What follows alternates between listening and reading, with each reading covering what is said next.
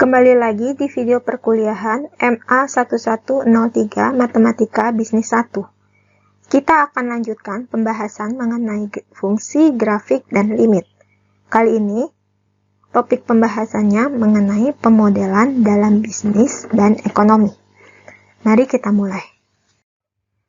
Permasalahan nyata dalam bidang bisnis, ekonomi, dan ilmu alam terkadang cukup rumit untuk dinyatakan dalam formulasi sederhana. Untuk itu, diperlukan cara untuk mengatasi masalah tersebut, yaitu dengan menggunakan pemodelan matematika. Pemodelan matematika sendiri terdiri dari beberapa proses. Diawali dengan permasalahan di dunia nyata. Dari permasalahan ini, kita mengumpulkan informasi yang dibutuhkan dan melakukan penyederhanaan untuk membuat formulasi matematika sehingga diperoleh model matematika untuk masalah tersebut. Selanjutnya, dilakukan analisis terhadap model tersebut. Hasil analisis tersebut diinterpretasikan kembali sesuai dengan masalahnya.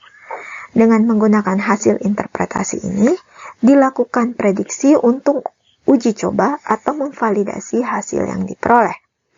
Jika prediksi tidak sesuai dengan kenyataan, maka perlu penyesuaian beberapa hal, seperti data, asumsi, dan sebagainya. Dan proses ini akan berulang kembali, dan begitu seterusnya. Pada proses pemodelan, eliminasi variabel sering dilakukan. Eliminasi variabel dilakukan untuk menyederhanakan model matematika yang diperoleh sehingga lebih mudah dianalisis. Ini adalah contoh kasus di mana dengan menggunakan eliminasi variabel, model yang diperoleh akan lebih mudah dianalisis.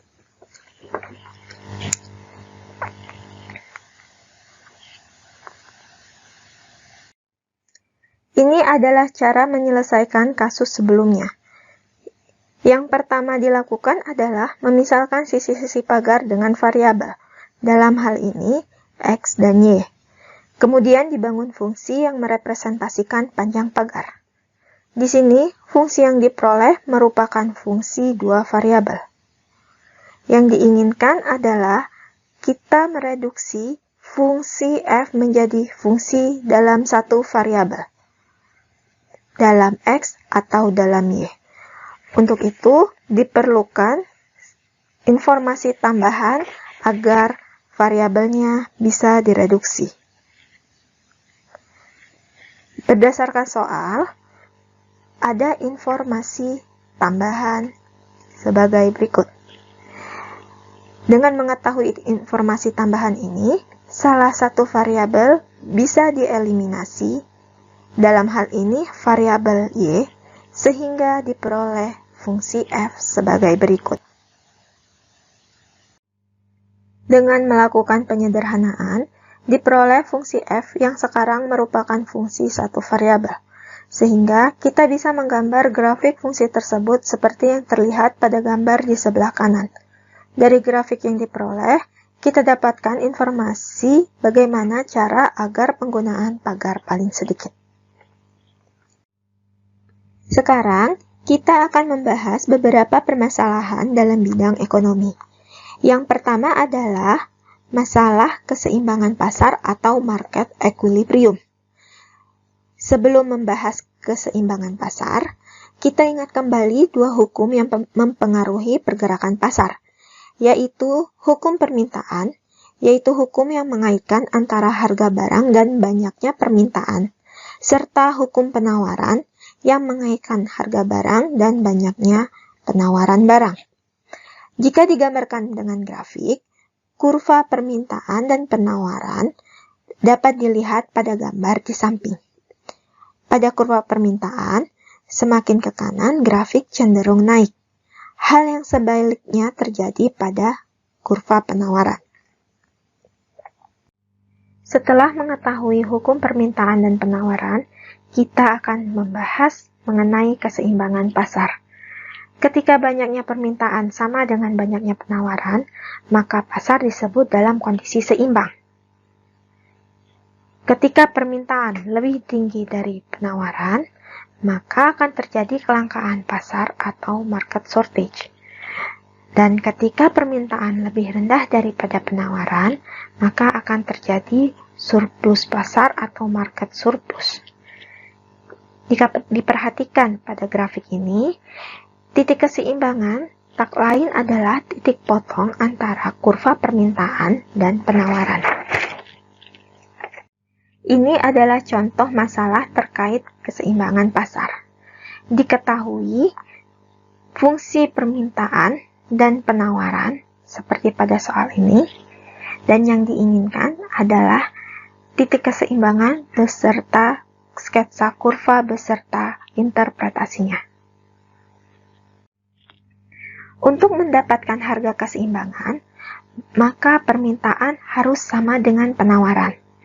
Jika diselesaikan, diperoleh bahwa harga keseimbangan terjadi ketika banyak permintaan dan penawaran barang sebanyak 40 unit dengan harga 360. Grafik permintaan dan penawaran dapat dilihat pada gambar di samping. Dari grafik tersebut dapat disimpulkan bahwa ketika banyak barang kurang dari 40 unit akan terjadi kelangkaan, sedangkan ketika jumlah barang lebih dari 40 unit akan terjadi surplus.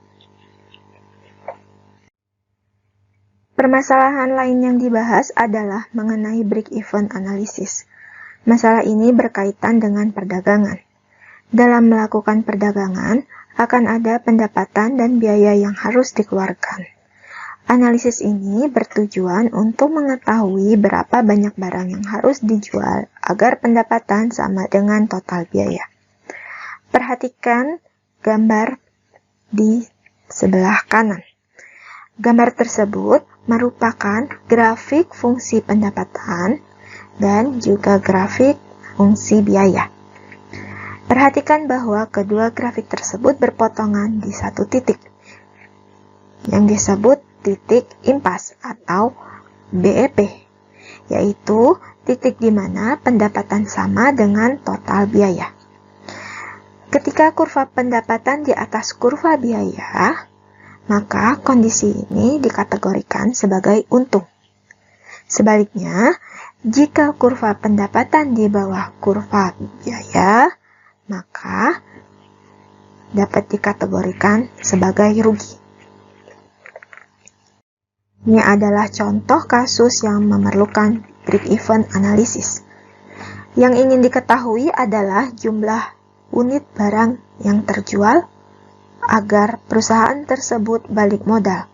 Dan yang kedua, agar perusahaan memperoleh untung sebesar $6.000.